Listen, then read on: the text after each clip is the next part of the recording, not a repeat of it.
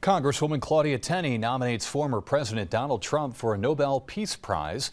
Tenney's news release says it's for Trump's groundbreaking efforts to foster peace and cooperation between Israel, Iran, Morocco, Sudan, and United Arab Emirates, and that's through the Abraham Accords. Tenney adding Trump was instrumental in facilitating the first new peace agreements in the Middle East in almost 30 years.